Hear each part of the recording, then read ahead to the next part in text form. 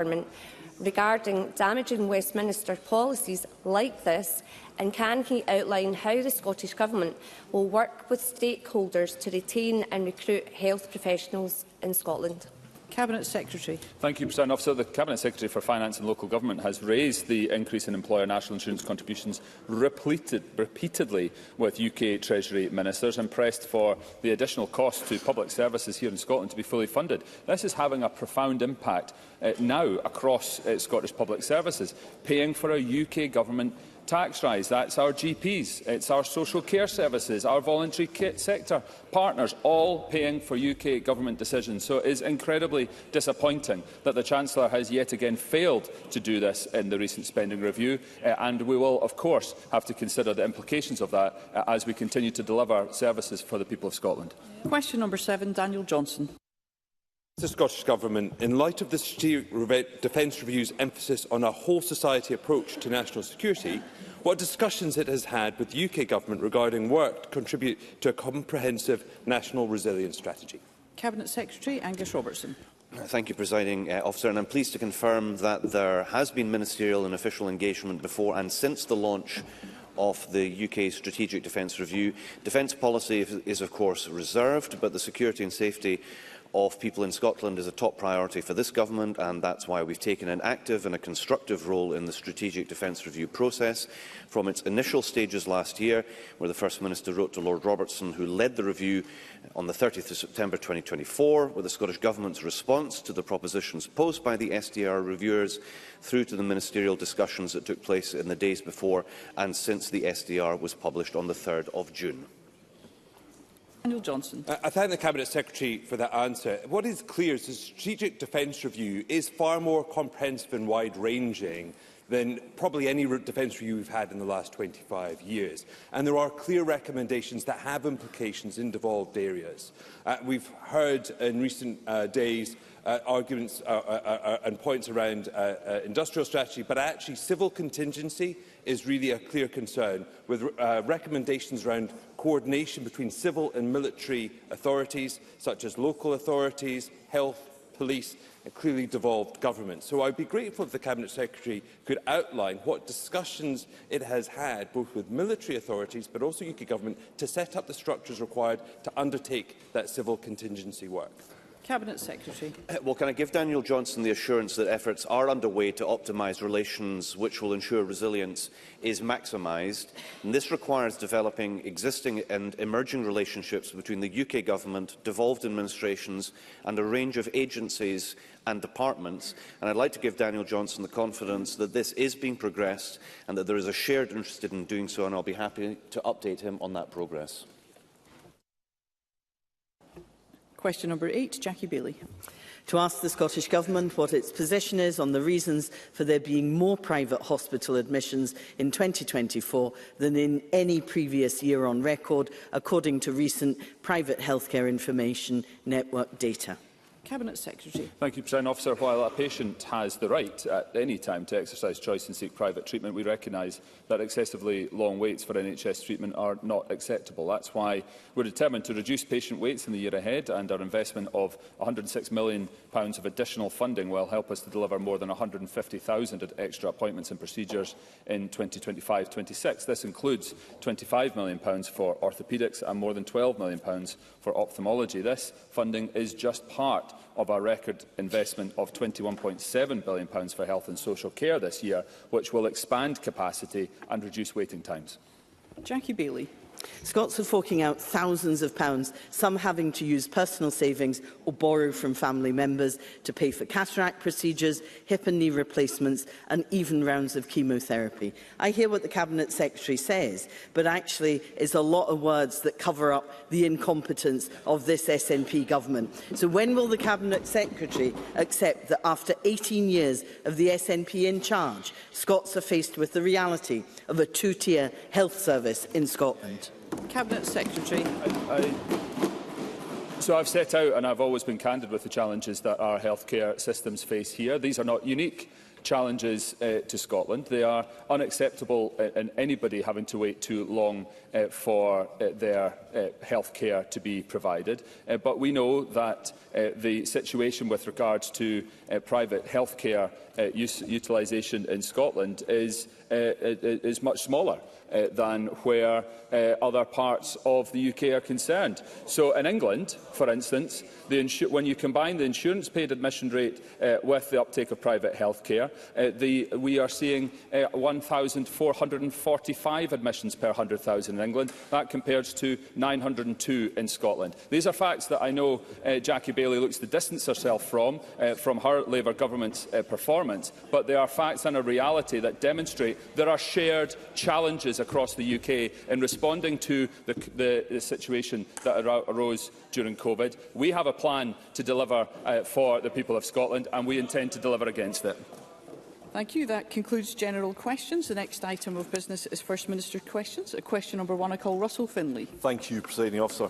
The Scottish Fiscal Commission conducts rigorous and independent analysis of tax and the economy in Scotland. Its most recent report outlines that SNP tax rises are costing Scottish workers £1.7 billion each year. So we should have an extra £1.7 billion to spend, but we don't, because the SFC identifies what it calls an economic performance gap with the rest of the UK. This actually reduces the amount available to spend. Does John Swinney know the size of the economic performance gap between SNP-run Scotland and the rest of the UK? First Minister. I think the important point to consider here is that the extra revenue that is raised as a consequence of the tax decisions that we've taken in Scotland enable us to invest in public services and in other interventions that support the government's policy agenda. And those changes and differences are, of course, well acknowledged and well understood within Scotland. As one example, we have a much more significant provision of early learning and childcare here in Scotland, which meets the needs of families.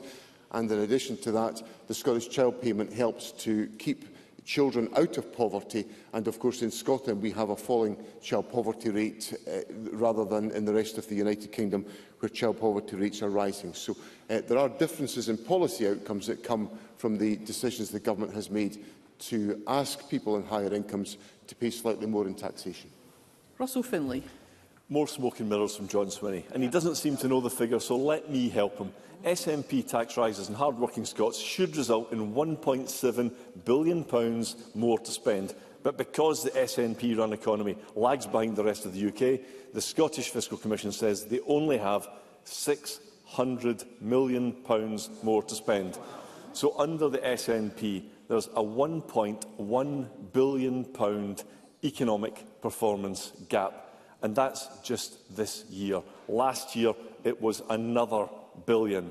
Over the last 10 years, according to the SFC, the economic performance gap with the rest of the UK adds up to £5.4 billion. Does John Swinney now realise that anti-business SNP policies are costing Scotland a fortune? First Minister. I think what's clear from the data is that the improvements in GDP per capita in Scotland under this government, the Scottish Government, since we came to office, have been superior to those in the rest of the United Kingdom. That's what the data tells us, that the Scottish economy, in terms of GDP per capita, has grown at a faster rate in Scotland than in the rest of the United Kingdom. Now, of course, we take a number of steps as a government to invest in the economy. We are supporting the investment in key sectors of the economy, such as renewable energy. We are actively involved in investing in the skills system to support the development of the economy. And, of course, we assist companies by having a competitive business rates regime in Scotland, which reduces the burden of business rates on companies in Scotland, enabling them to invest in their business operations. That's what Scotland gets from the business-friendly SNP government. Russell Finlay. Thank you. Sorry, I'll just try and stop laughing for a minute. John Swinney doesn't even seem to accept the economic performance gap exists. It's peak SNP denial. The SFC are saying it. It's in here. The First Minister should try and read it. The SNP have failed to keep up with the rest of the UK. They've made it even worse by wasting billions of pounds of taxpayers' money on a national care service that doesn't treat patients, the endless Calmac ferry scandal, a £1 billion prison with bird and bat boxes, and an annual benefits bill that will soon top £9 billion. The SNP are costing Scotland £1 billion a year in lost growth and countless billions through their sheer incompetence. Isn't this exactly why John Swinney can't bring down bills or improve public services? He's thrown all the money away. First Minister. Well, just so that I can be clear to Mr Finlay, under the SNP government since 2007, GDP per person in Scotland has grown by 10.3% compared to 6.1% in the United Kingdom. So that demonstrates that we've had superior economic performance to the rest of the United Kingdom. Now, Russell Finlay, of course, highlights the fact that there are choices to be made about public expenditure, and when he talks about the annual benefits bill, I think he has to be explicit about what he's talking about. What benefits is he going to cut?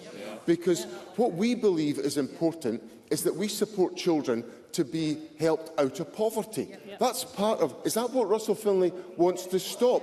Does Russell Finlay... I think that's what we're now talking about. Russell Finlay wants to end the Scottish Child Payment and consign more children Let's to hear poverty. one another. Well, I'm simply pointing out, Presiding Officer, that there are implications of Mr Finlay saying things like the annual benefits bill is too high. He has to set out where the cuts are going to come from, and the cuts under Mr Finlay will fall on the children of Scotland. I want to lift children out of poverty. Mr Finlay wants to consign children to poverty. Russell Finlay. The Scottish Conservative Party wants to lift children and families out of poverty, not keep them trapped on benefits. The SNP waste money on an industrial scale, but unbelievably, Labour looked at the SNP's economic record and then decided to copy them. They've already raised national insurance, but there's more pain to come. The spending review signals a return to tax and spend. Rachel Reeves is shafting business, workers, farmers and the oil and gas industry.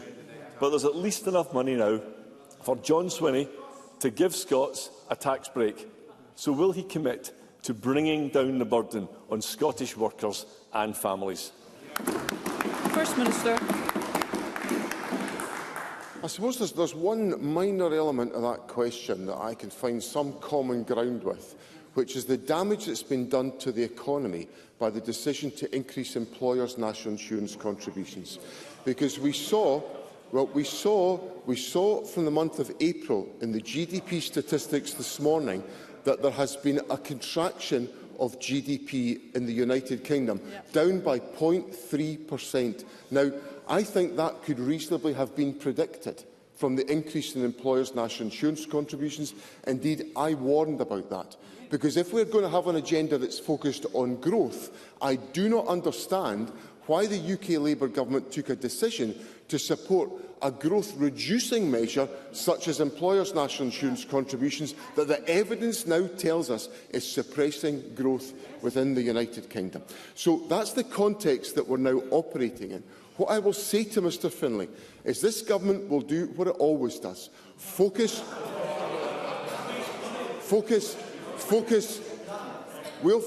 on the needs of the people of Scotland. We'll focus on lifting children out of poverty. We'll focus on improving our public services. We'll focus on the journey to net zero, and we'll focus on improving the economic performance of Scotland, just like we've done in the past. Question number 2, Anas Sarwar. السؤال الثاني أنس سروار. بالنسبة إلى أعضاء البرلمان هم عندهم كثير من القلق فيما يتعلق بكثير من الأمور. بالنسبة إلى ألكسندر دينيس هو واحد من القياديين المشهورين، ولكن بالنسبة إلى الأمور التي هو يفعلها هي معروف بالنسبة إلى الفشل اللي هو يصير من قبل SNP. حسب تحت SNP هم يقومون باستيراد أكثر من الصين من اسكتلندا، وقد اشتروا أكثر من 4 مرات أكثر من حكومة SNP. هذا معيب، ولذلك أريد أن أسأل رئيس الوزراء لماذا SNP دائما يجلبون الأمور الخارجية وأيضا الأمور التصنيع قبل ويعطوها أولوية قبل العمال في اسكتلندا؟ أنا قبل أن أجيب على هذا السؤال الذي سألها السيد سروار، هل يمكن لي أن أخذ بعين الاعتبار أن أخذ هذه الفرصة وأستغلها طالما أنه قد اجتمع البرلمان هذا اليوم؟ فأريد أن أرحب بجيم من براسل من هاملتون وأرحب به، وأيضا أتمنى له حظا طيبا.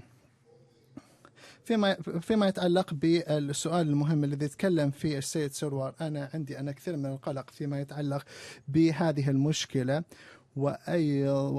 وأيضا بالنسبة إلى رئيس الوزراء الوزير الأول هو يعرف بهذه الحادثة وهو يعلم بهذا في الأسابيع السابقة، وأيضا وليس من الأمس هو يعرفها. احنا قد تواصلنا مع الشركة، وقد كان هنالك على مدى عدة سنوات احنا قد دعمنا تطوير في لاربرت وفي فولكيرك، وساعدناهم في التطوير في أعمالهم.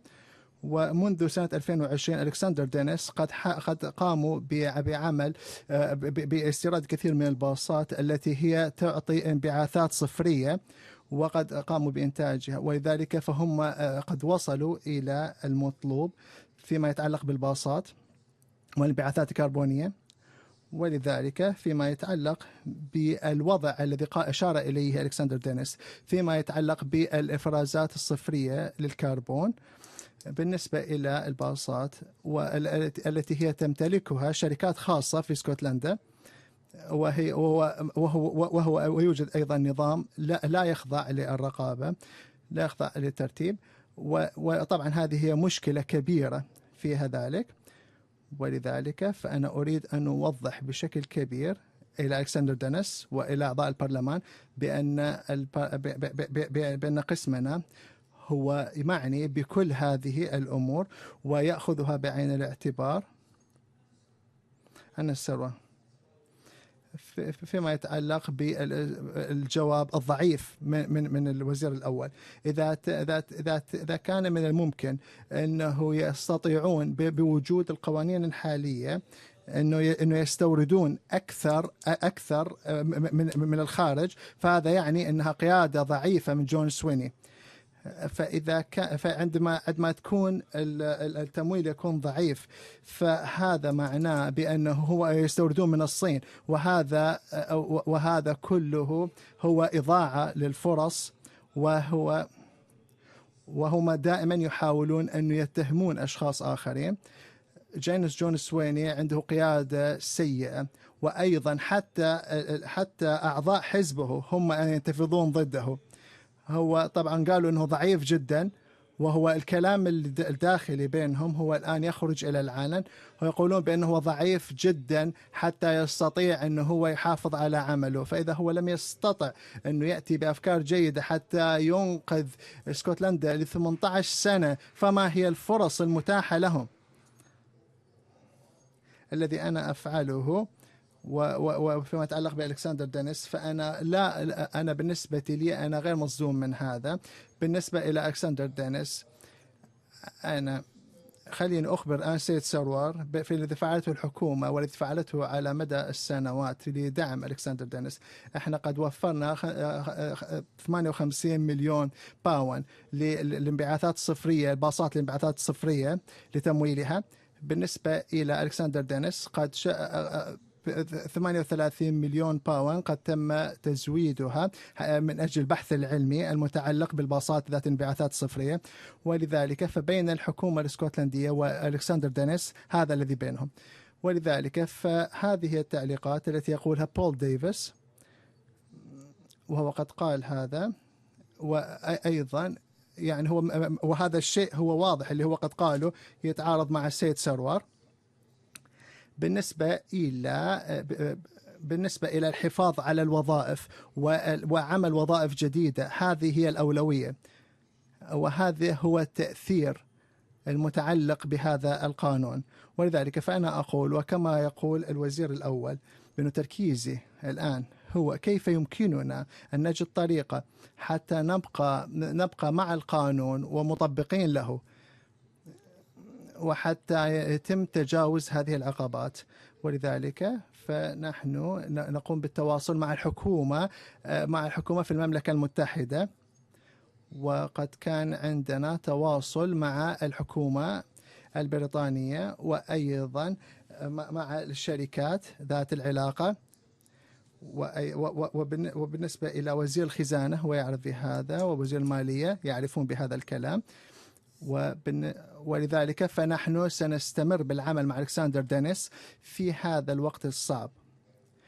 ولذلك فنحن سنفعل كل ما بوسعنا حتى تستمر الحكومة بالعمل ضمن القانون، ولكن أيضا حتى نستطيع من أن ندعم الشركات المصنعين في اسكتلندا. أيضا إذا جون سويني لا يستطيع أنه يجد طريقة حتى يشتري باصات في اسكتلندا، فأعتقد أن يحتاج إلى أندي بارنن أنه يعطيها، وأعتقد أكثر من 5 مرات سيستطيع أنه يشتري، أكثر من 5 مرات أكثر من جون سويني. جون سويني والأس ام بي ما في عندهم أي أفكار وليس عندهم أي طاقة، ووقتهم انتهى. هذه هي بالنسبة إلى الفشل في الباصات، هذه واحدة من الأمثلة. بعد 18 عام يوجد هنالك كثير من الفشل، زيادة في الجرائم والكثير من المشاكل ومليارات الباونات التي يتم إضاعتها. الكثير من المشاكل قد حصلت بسبب الاس ام بي. ولذلك فبلا شك بأنه هاملتون بأنهم هم ينظرون بالنسبة إلى الناخبين، فهم يعرفون ماذا يحصل وهم سيصوتون ضد هذا التغيير، وصوتوا ضد هذا التغيير. ولذلك فلا يوجد هناك أي طاقة، لا توجد هنالك أي عزيمة، لا توجد هنالك أي حدود، لا توجد أي نظرة بعيدة، غير موجودة. رئيس الوزراء الوزير الأول بالنسبة للسيد سروار هو يتكلم بحوار سياسي طويل، يستطيع أنه يقدر أنه هو يتكلم عن القطاعات المالية وهو ينظر في المرآة وينظر كيف سيصل. أنا سأقوم بالتركيز على إعطاء الأجوبة للعمال الذين يعملون لهذا البلد، وأنا أعمل على عكس السيد سروار من أجل العمال في هذا البلد. Kids can't learn if they're hungry. That's why the Greens campaigned for universal free school meals for P4 and P5 kids, and the further expansion to P6 and P7 kids whose families receive the Scottish Child Payment. It's why we brought the next phase of rollout to S1, S2 and S3 kids receiving SCP to budget negotiations. In August, thousands more high school kids in Aberdeen, Glasgow, Fife, Murray, North Ayrshire, South Lanarkshire, Shetland and the Western Isles will now get free school meals. Does the First Minister agree that this programme must be expanded to all council areas as soon as possible to ensure that no kid goes hungry in school? First Minister. I unreservedly accept the importance of the issue of food provision in our schools and tackling the issue of children who come to school hungry, and to make sure that they have a good and solid meal during the day is addressed as part of the Government's policy programme. So there's no disagreement between Lorna Slater and I on that question. The Government's taken pragmatic decisions within the finances available to us to expand the programme to primary 6 and 7 pupils who are eligible for the Scottish Child Payment, and we're obviously taking forward the pilot exercises for secondary pupils that were the subject of constructive dialogue with the Green Party during the budget negotiations. So I'm committed to doing as much as we can. Parliament will be familiar, of course, with the financial challenges that we faced, which were not eased by the spending review yesterday, but we will, of course, engage constructively with other parties about how we can take forward these commitments, which are important to enhance the educational opportunities of children and young people in Scotland. Lorna Slater. Expanding free school meals is one way to build the fairer, greener country we know that Scotland can be. But children in Scotland will still be forced into poverty thanks to a Labour government balancing the books on the backs of the poorest, while the wealthiest grow ever richer. The UK government could have scrapped the cruel two-child benefit cap this week. They didn't. Scotland is tired of mitigating Westminster's mistakes. Does the First Minister agree that now is the time to demand that Keir Starmer set out exactly what conditions he believes need to be met to trigger an independence referendum for Scotland so we can get out of this unequal union? First Minister. Presiding Officer, I agree with Lorna Slater about the importance of Scotland becoming an independent country. And I think it's unacceptable democratically. Let's hear one another. I think it's unacceptable democratically for the will of this Parliament, which has demanded the power to be able to hold a referendum on independence, is ignored by the United Kingdom Government. I think that is democratically unacceptable. So I agree entirely with Lorna Slater on this point. And if anyone needs to have an explanation about why Scotland would benefit from being an independent country, it comes in the fact that we are about to see, and it was confirmed yesterday, that the spending review is predicated on there being an attack on the poorest and the most vulnerable in our society by a Labour government. So anyone that was thinking that attacks on the poor and the vulnerable in our society were an exclusive preserve of the Conservative Party got a rude awakening yesterday, because it's also the preserve of the Labour Party into the bargain. So the answer to the seesaw politics of attacking the poor and the vulnerable by Westminster is for Scotland to be an independent country, and the sooner that happens, the better. Question number 4, Kenneth Gibson. Thank you, Presiding Officer. To ask the First Minister what the impact on Scotland will be of the Chancellor's Spending Review 2025. First Minister. President, the UK Government Spending Review has left Scotland facing real terms growth of 0.8% a year for our overall block grant funding, lower than the 1.5% average for UK departments. Had our day-to-day resource funding grown in line with overall UK Government spending, we would have over £1.1 billion more to spend on our priorities by 2028-29. This all comes on top of the additional hike in employers' national insurance contributions and planned cuts in support for disabled people. These are the realities of the spending review that need to be understood within Scotland today. Absolutely. Kenneth Gibson. I thank the First Minister for that answer. In April, the UK economy shrank by 0.3%, over £712 million, following the devastating impact of Labour's increase in employment national insurance contributions, a blatant jobs tax. Across the UK, 276,000 jobs have been lost since Labour's October budget, with another 109,000 expected in May. And annual UK debt interest payments now stand over £133 billion, £2,000 for every man, woman and child in the UK. Amidst this economic mismanagement, can the First Minister say what will be the impact on Scotland's economy of lower than average funding over the next few years relative to UK departments, with Scotland being shortchanged by £1,100 million over the next 3 years? First Minister. So the implications of the spending review are that the real terms growth in the Scottish Block grant will be 0.8% a year, but it is lower than the 1.5% average for UK departments. Now, that demonstrates the scale of the financial challenge that we face in Scotland. Now, the Government will have to respond to that. We will have to address those issues as part of the medium-term financial strategy, the spending review and the budget for successive years. But what it demonstrates is that the United Kingdom is not providing the sustained investment in public services that are required as a consequence of the years of austerity. We need to invest to grow, and that was not delivered by the spending review yesterday. Question number 5, Liam Kerr. حتى أسأل الوزير الأول ما هو موقف حزب SNP فيما يتعلق بإجازات السجناء، وأنه هي تعمل بشكل صحيح فيما يتعلق بإجازات السجناء. هي مهمة فيما يتعلق بالسجناء، كلها لها علاقة بالتخطيط وبالنسبة إلى الأشخاص هم كلهم سيكونون هم قيد الاستدعاء، معناها بأنه ممكن يتم إعادة القبض عليهم إذا كان هناك حاجة. فيجب أنه يكون الناس جاهزين. ليام كير صحيح 4 سنوات من السجن لديمي هانوي لجريمة شنيعة، برغم من أنه هي قد كانت حامل من قبل أندرو كراون، واللي هو قد كان مجرم شنيع وتم سجنه لمدة شهر واحد.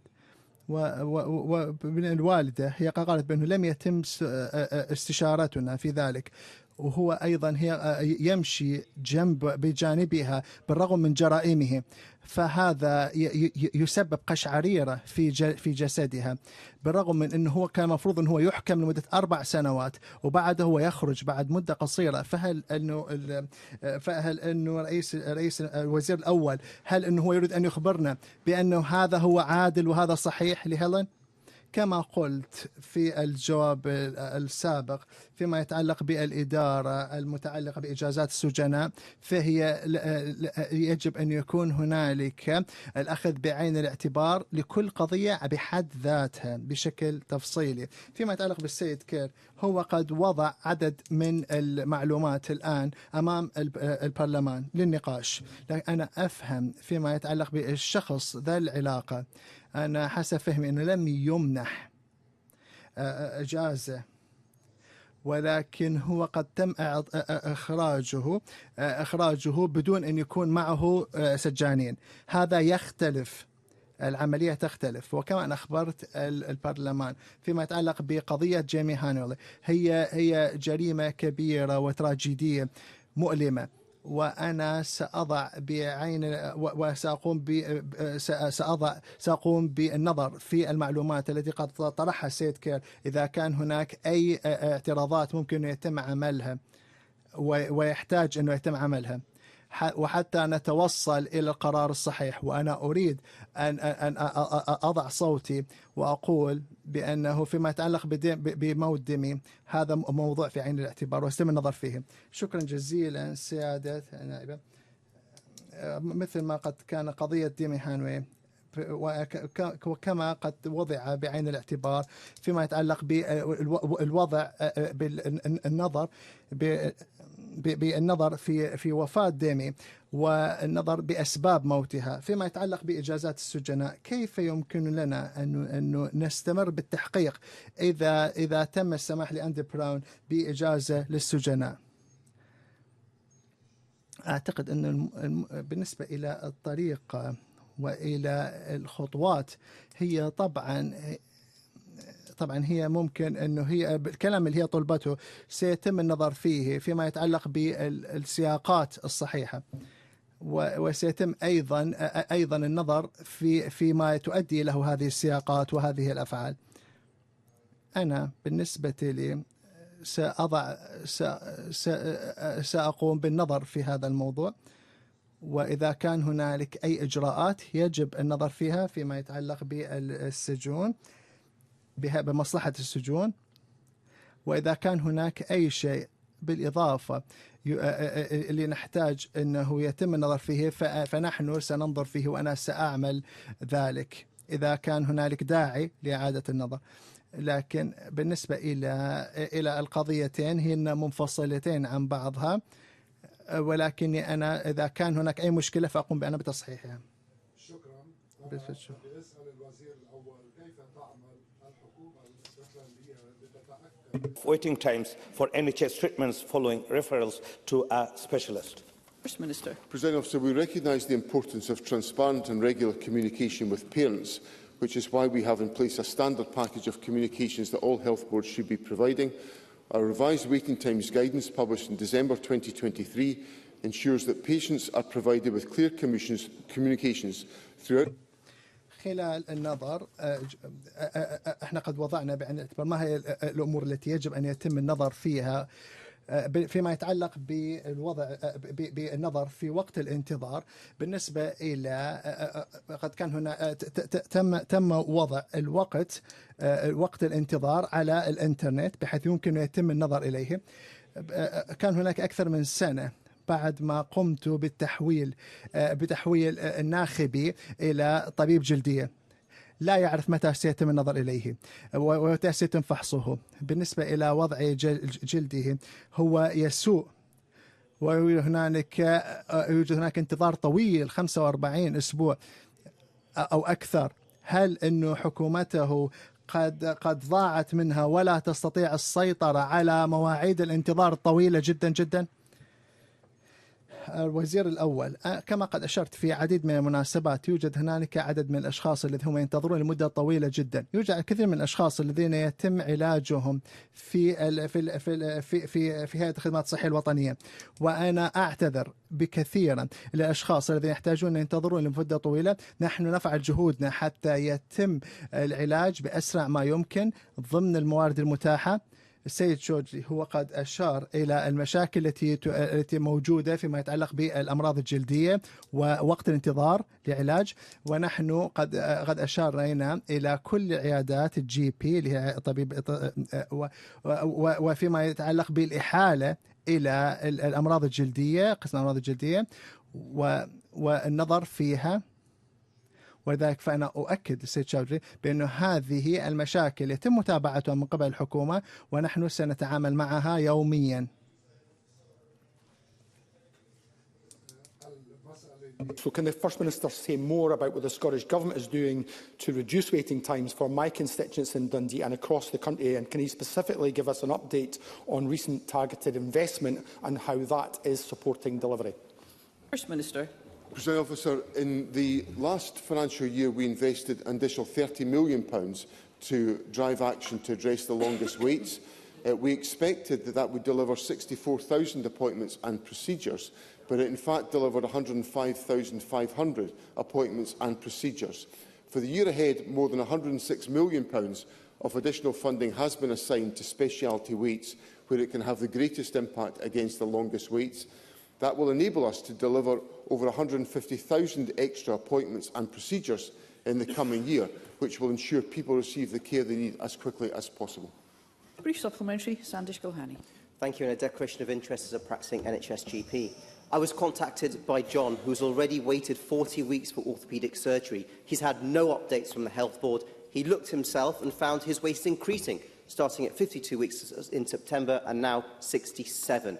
The uncertainty is a major source of frustration and pain. So, First Minister, after reading out what is not happening, and at a time we can track our online orders to the minute, why is there no transparency for waiting times for hospital appointments?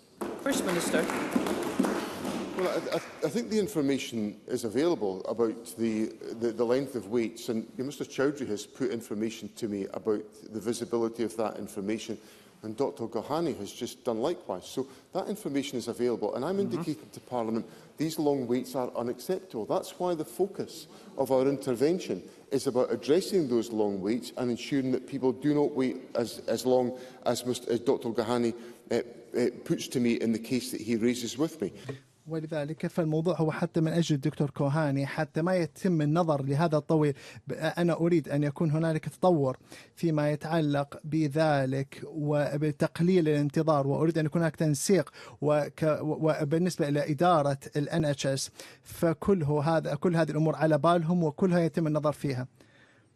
يوجد هنالك الكثير من الأسئلة التي يراد أن يتم طرحها. شكرا رئيسة المجلس.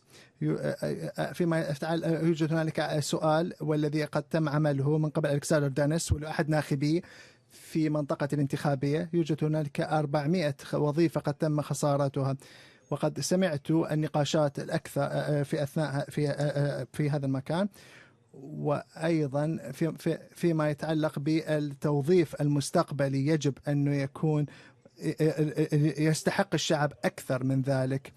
فيما يتعلق بالقوة العاملة تحتاج إلى الحكومة الاسكتلندية والحكومة البريطانية أن تعمل مع بعض حتى تعمل من الجانبين.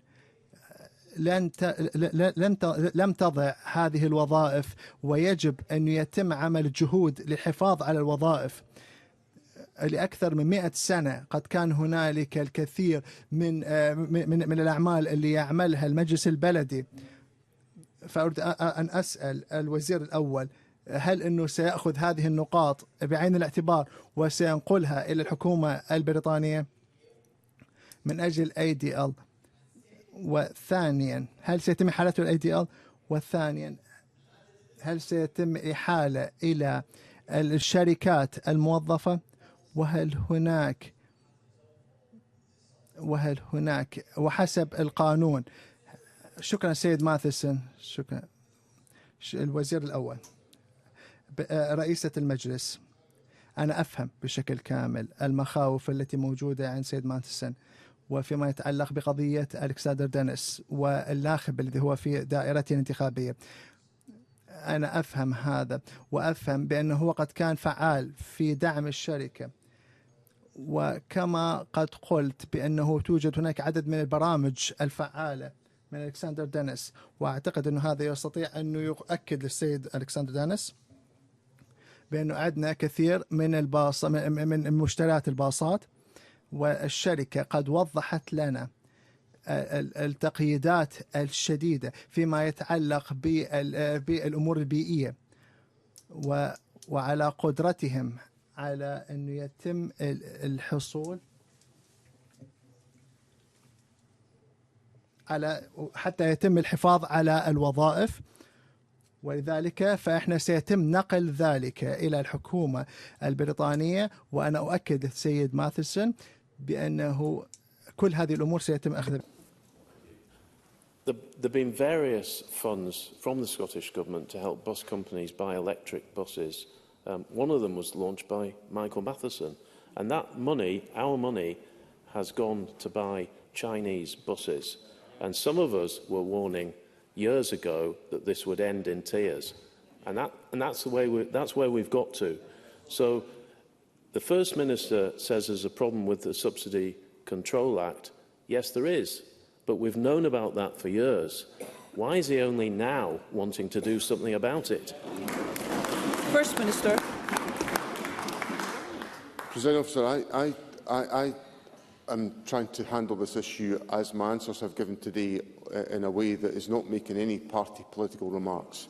But I have to point out to Mr Simpson that the Subsidy Control Act was legislated for by the Conservative government in the United Kingdom. It is the UK legislation that we are obliged by law to follow. I cannot act in a fashion out with the provisions of the law because I will just not be enabled to do so. I will not have a legal basis for acting in that fashion. So there are ways in which we can work with the United Kingdom government to try to address that issue. That's the spirit that we have entered into on this issue. Deputy First Minister has discussed it with the Secretary of State for Scotland. I've discussed these issues with the company, and we will be doing everything we can to try to address this situation. Sarah Boyack. Thank you, Presiding Officer. First Minister, will the Scottish Government request that the Scottish Fire and Rescue Service reconsider its plans to close Marionville Fire Station in light of the recent fire at Cableswind in Leith, the community petition, which has now got over 3,500 signatures, and reports that plans like this would weaken fire services in Edinburgh and the Lothians, while our fire services are under increasing pressure, for example from wildfires like we saw last month in West Lothian? First Minister. President Officer, obviously this is an issue that is within the responsibility of the Scottish Fire and Rescue Service, and I'm not clear in my own mind at what stage the Marionville proposal is at, but in general the Scottish Fire and Rescue Service delivery review includes 23 options for change, which will be the subject of a full public consultation which commences at the end of this month. Now, I don't know if I would imagine that the proposal that Sarah Boyack is putting to me is part of that process. It will be subject to the dialogue within that consultation. As I answered a question a few weeks ago, which I think was from Rachel Hamilton, the Fire and Rescue Service must be mindful of the demand for intervention, for the pattern of activity that places demands on its services in coming to any operational decisions. And there will be the full opportunity for the points that Sarah Boyack has made to be considered by the Scottish Fire and Rescue Service. Bob Doris. Bob Doris. أشكر سيادتكم على منح فرصة للكلام، بالنسبة إلى الممثل لجامعة غلاسكو قد أشار بأنه يوجد هنالك القبولات تأثرت بشكل كبير جدا بسبب القوانين على الفيزا الممنوحة، فهي تريد، فبالنسبة إلى الطالبة هي أحد ناخبي، هي تريد التأكيد وتريد أن تفهم أين قد وصلت الأمور. فبالنسبة إلى دائرة الانتخابية متأثرة بشكل كبير، لكن على شكل وطني على صعيد البلد متأثرين بهذه القوانين. هذه نقطة مهمة التي وضعها السيد دورس، وأنا أطلب منه أن يتم نقاش الحالة الخاصة مع السيد دورس حتى نحصل على التفاصيل، وحتى يتم وضع ذلك أمام الحكومة البريطانية ونقاش ذلك معها.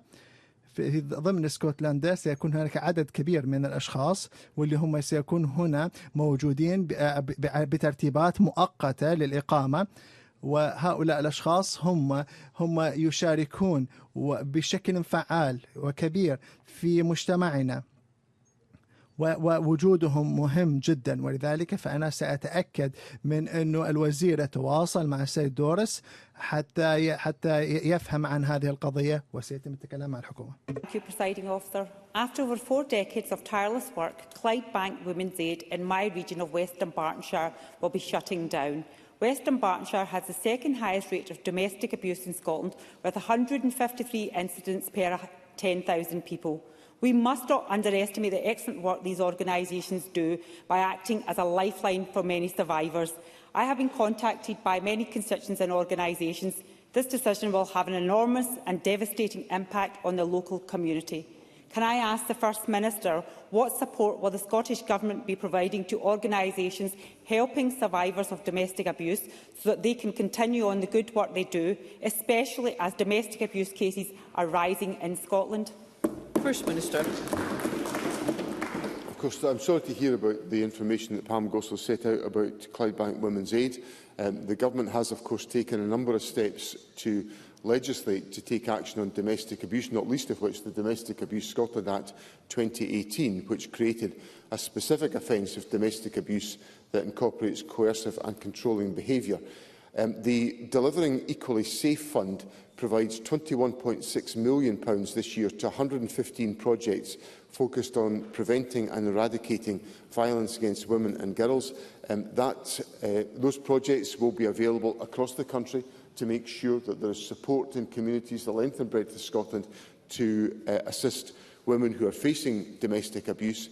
And obviously I want to make sure, and I will take the opportunity after this question time to make sure that there is relevant and appropriate access in the Clydebank area for support under this funding scheme. Katie Clark. Enable care workers are on مساعدة الأشخاص الذين هم في إضراب.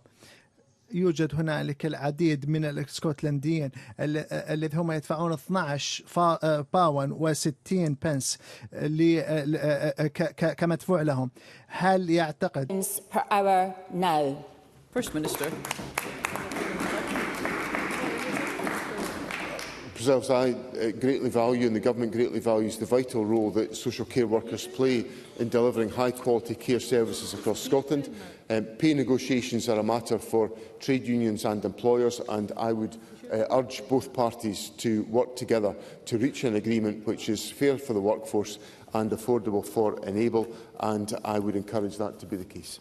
David Torrance.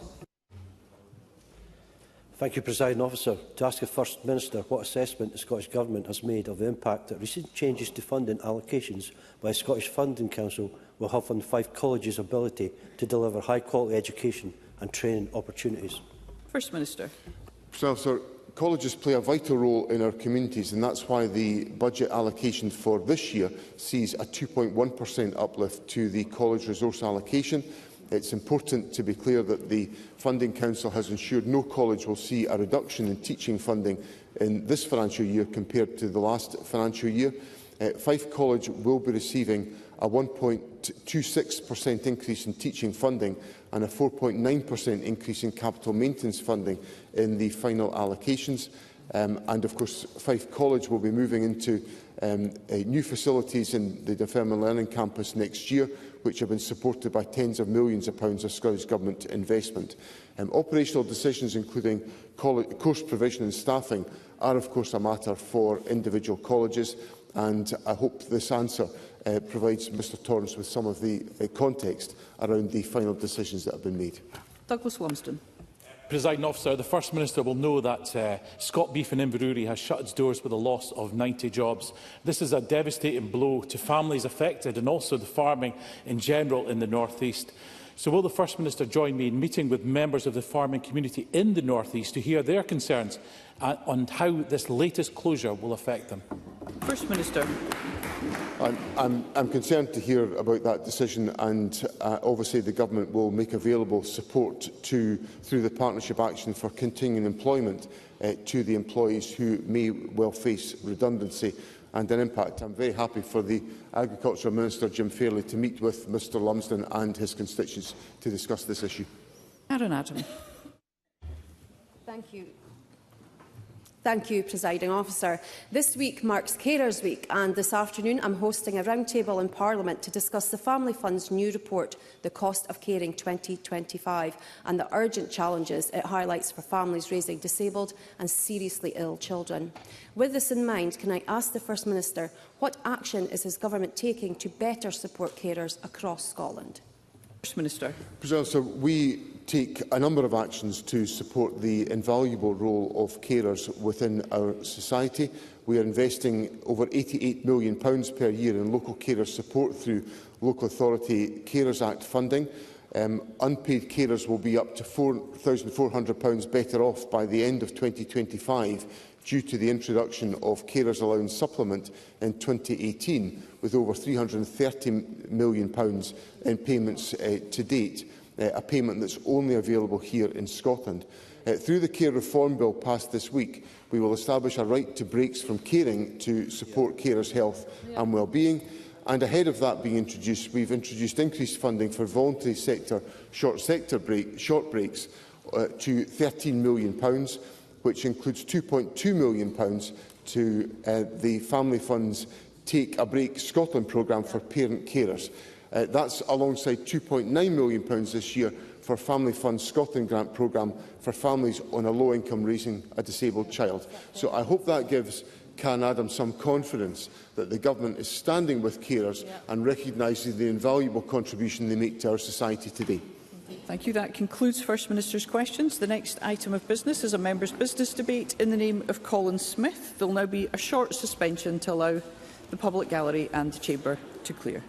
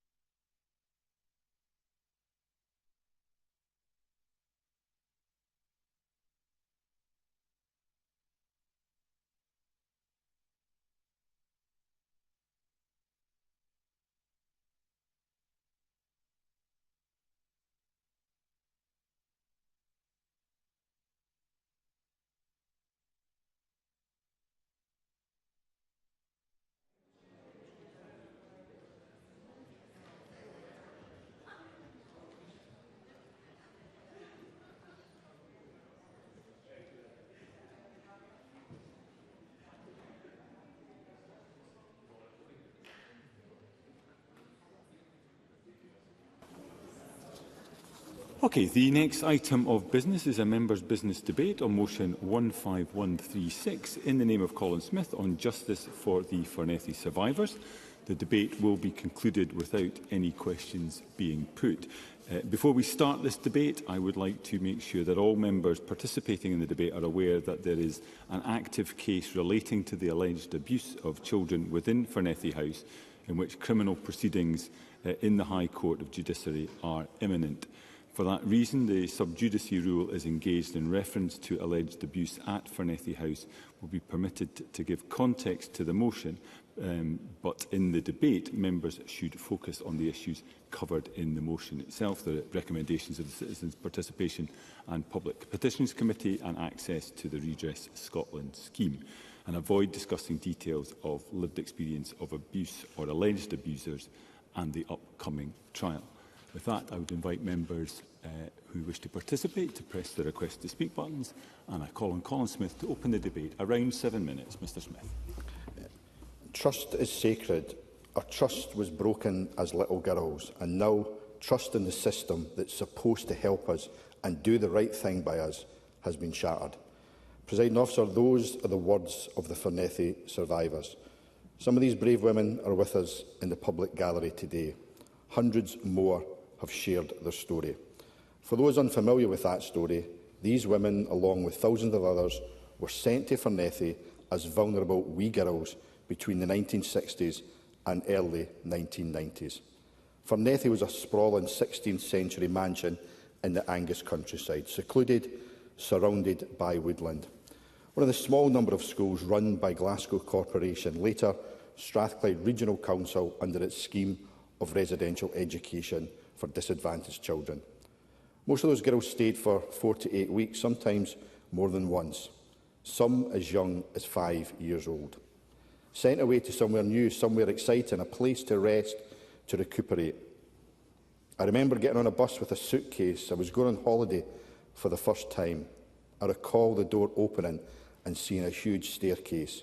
I was so happy and excited, said one survivor. But, Presiding Officer, that excitement quickly turned to fear. Rather than rest and recuperation, many of those wee girls were subjected to appalling abuse. My constituent Marion Reid for Killook is one of those women. I travelled in a black cab to Fornethy from Ridley, where I lived at the time. I was taken in through the big arched door, and as soon as that door closed, my nightmare began. 6 weeks of hell I've carried with me all my life. Those wee girls' hell was concealed, covered up, kept from parents. The children were made to write nice letters home, copied word for word from a blackboard. On leaving that dark place, my older sister was asked to tell my mum what a good girl I'd been. My 5-year-old mind could only feel horror. This was how good girls were treated. Presiding Officer, I've listened to these testimonies. Some shared stories they've never shared with their own families.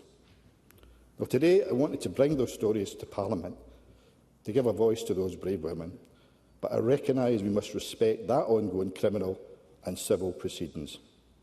So my focus today is on the failures of Glasgow City Council and the Scottish Government to show that same respect to those women. They've been campaigning for 5.5 years against those failures, and they're still waiting for a full and meaningful apology, still waiting even for a meeting with Glasgow City Council, still waiting for access to the redress scheme, still waiting for answers about why the abuse at Fornethy went unchecked for so many years. Colin Smith take an intervention. Yeah, I'm happy to take an intervention. Alice Cole-Hamilton. I'm very grateful to Colin Smith for giving way, particularly as, regrettably, I'm required to attend the First Minister's Emergency Summit on Youth Violence. Otherwise, I would have contributed more fully to the debate. But the survivors in the gallery know the love and respect that I have for them, and that Colin and I will never leave their side as we complete this journey towards justice. Colin Smith and I took the survivors on a trip to Fornethy 2 years ago, and there was much closure in that trip as we walked the grounds of what is now a derelict house. But does he recognise and does he agree with me that they will never fully have closure until their victimhood is recognised, till justice is probably meted out to them, and that they're recognised not just in the chambers here but in the redress schemes that the government has made available to survivors such as them? Colin Smith, I can give you the time back. Can I thank Alex Cole-Hamilton for that intervention and also the support he's given to the Fornethy survivors, including that visit with the women to Fornethy. I have to say it was an incredibly humbling and powerful experience. And Alex Cole-Hamilton is right. It was part of that closure, but now we need Glasgow City Council and the Scottish Government to step up to the mat to really give those women that closure. In September, the leader of Glasgow City Council offered what was a half-hearted apology at the end of a meeting, an item of any other business. The women found out through the media. Senior council officers and the council leader continue to refuse to meet them, continue to refuse a proper, meaningful public apology. Instead, they circle the wagons, they cover up, they prioritise protecting the council over taking responsibility for why their predecessor authority failed to protect those wee girls. And like the council, the Scottish Government has failed to take responsibility, putting barrier after barrier in the way of these women. In January 2023, the First Minister told the Education, Children and Young People Committee that it was possible for Fornethy survivors to be successful under the redress scheme. But then the government told the women their records had been destroyed. There was no evidence they were at Fornethy. That is until the redress scheme itself made clear that personal testimony is evidence. But now the government say they still won't qualify because their care was short-term and involved parents. Presiding officer, those girls were sent to Fornethy by the state, not their parents. They were abused by staff employed by the state, and the state must now take responsibility. Is this government really saying to these women, your abuse was short-term, so it doesn't matter? Are we really going to pit one abuse survivor against another? Is this Parliament really going to ignore the unanimous recommendation of the Citizen Participation and Public Petitions Committee, which called for the redress scheme to be extended when we all know abuse is abuse? Now, I know the redress scheme itself isn't the only thing that matters to these women. Many will never apply. But redress represents something. It represents recognition.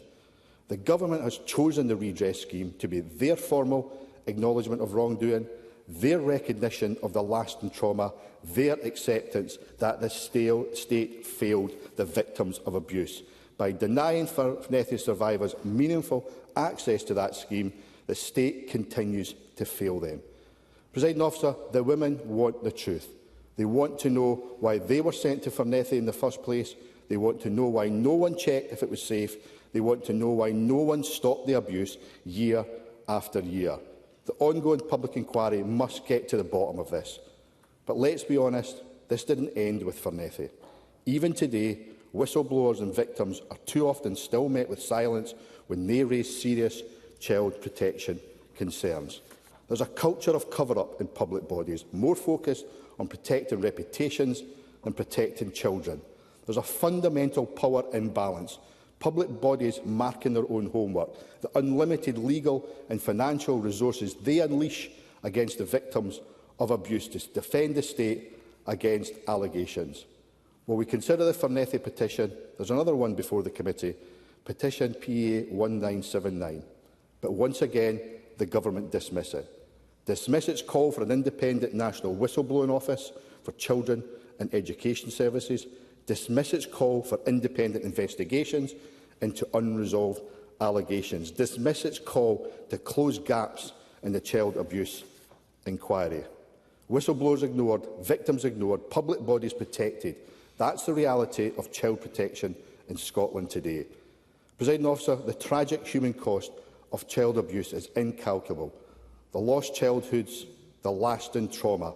As a society, nothing should be more important than safeguarding our children. But Fornethy, countless other failures by the state expose the brutal truth.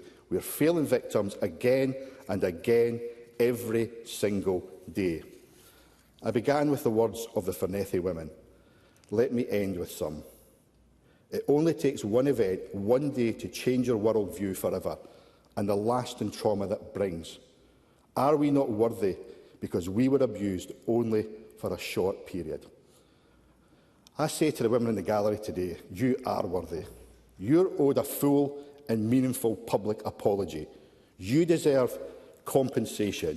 You deserve the truth. You deserve justice. And I say to Glasgow City Council and the Scottish Government, these women are not going anywhere. They're strong, they're determined. Platitudes and warm words just won't cut it anymore. Deputy First Minister, I want you to see not just the women sit in the public gallery today, but the 5-year-olds, the 6-year-olds, the 7-year-olds, the 8-year-olds, the 9-year-olds, the wee girls who suffered abuse at Fornethy. It's time we did the right thing. It's time to restore their trust. It's time to show every survivor of child abuse they're believed, they're valued, they will be heard. No justice, no peace.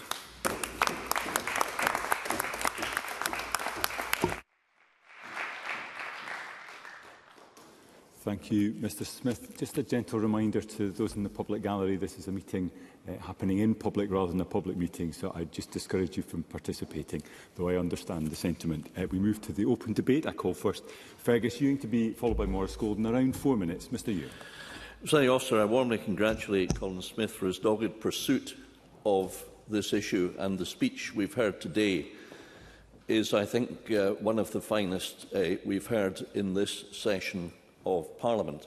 I'd also commend others across all the main parties, Mr Cole-Hamilton, Mr Golden, Mr Green, and many others who have supported the Fornethy victims on the Petitions Committee and in this chamber. It's a matter of some shame that this debate, frankly, is so poorly attended. It reflects badly on us all. Presiding Officer, you've given a ruling that we can't talk about the abuse inflicted on these innocent girls.